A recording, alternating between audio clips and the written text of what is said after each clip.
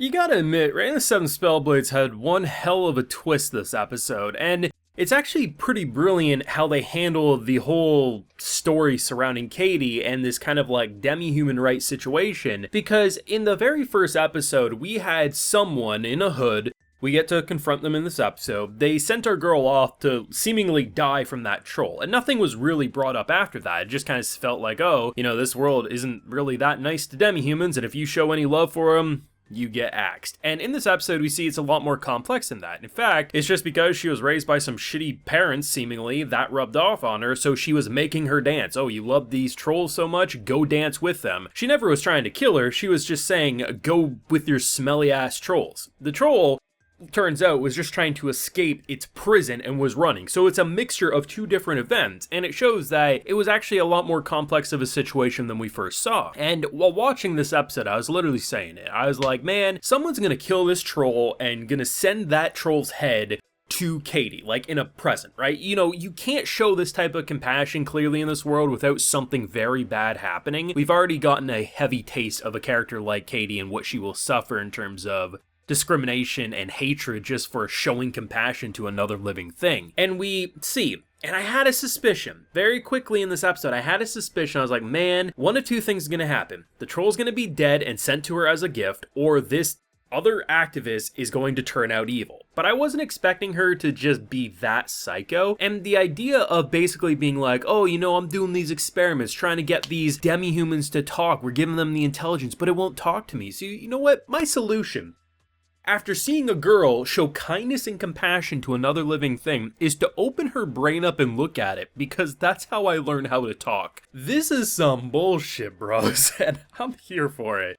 Full live reaction, though, to this wonderful Reign of the Seven Spellblades episode is available on my Patreon. If you would like to see my full uncut thoughts as we watch today's episode, it is over there if you're interested. The show's only getting better. I really feel like it nails the magical wonder, if not the fear. Like, every time I see more of Kimberly, I'm like, nah, I'd go open up a potion shop. Given the goddamn fatality rate of seemingly this school alone, you have to imagine you can make a killing, like quite literally, of just saying, yeah, I got this invincible potion. Yeah, it may cost you a year's worth of salary, but you'll never die if you drink it. Those fools are gonna get themselves killed anyway, so why not get a little inheritance money before they do it? This school is wild, and it's absolutely unhinged, and we get introduced to a potions teacher here who, honestly, I kinda loved right away, because he kinda just was talking mad shit to the students, and very quickly looked at Oliver as like, that's his star pupil, and the fact that he's like, hey, pick better friends, these aren't your friends. Mr. Andrews comes in, says that this is the teacher who pretty much uses the best students' work and takes credit for it, and while that could be true, I'm kind of hoping they go the direction that he's more of a misunderstood teacher,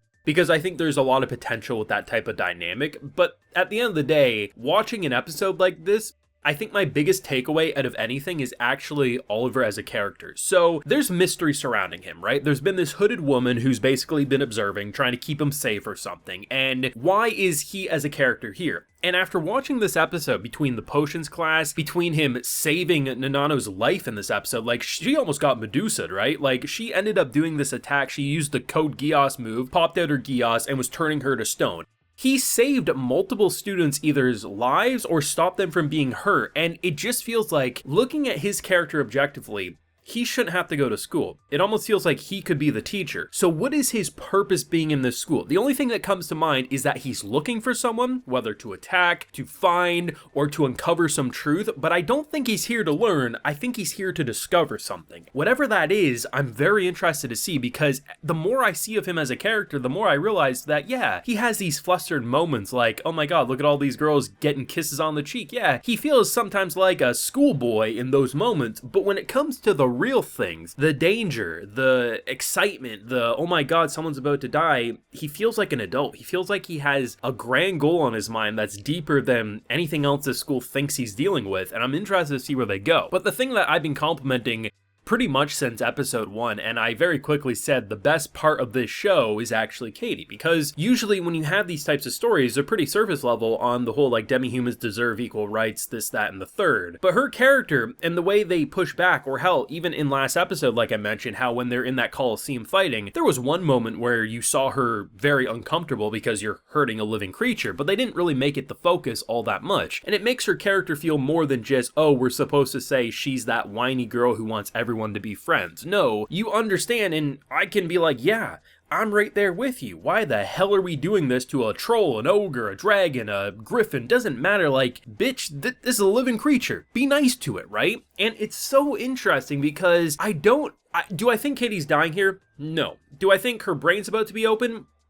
Probably not, but at the same time, with what I've seen in this school, I'm willing to the possibility that they go messed up. But I'm interested to see, because for the first time, it was feeling like she had someone who completely got her, right? That, oh my god, this is my people, this is my person, we understand that we just want these creatures to be treated like a person, right? And if she wakes up and learns that this psycho bitch tried to open up her mind to stare at her brain to see why this troll would talk to you but not me, this is where beliefs go to die, right? Like, this is where you give up on your beliefs. And I hope that's not the case, because we need a character like her. But I have to hand it, because I remember in the first episode, I saw a few different people say that it was kind of ridiculous, right? So, oh, you like the trolls, you like the demi-humans, we're just gonna go send you off to die and nothing happens. But I think most people in the coming episodes accepted it because we saw how dangerous this school was, and that just kind of felt like you know what you're signing up for. But with the reveal that, no, it just happened to be a student who was raised by people who were telling her that these activists, they're scumbags, we shouldn't listen to them. That kind of like racist, negative, just bigoted attitude is naturally going to rub off. And because we have characters who are showing them different ways of thinking, she's actually starting to see a bit more of the error in her ways. And the fact that the troll was actually just trying to run away from the torment that it was dealing with, it all makes a lot more sense, and it leads to a bigger plot point that most of us probably didn't see coming, at least until this episode. Because I remember I saw literally no comment for all these weeks looking at this woman as, oh, she about to be psycho. The only time I thought it was in this episode when I saw her peering around the corner. I'm like,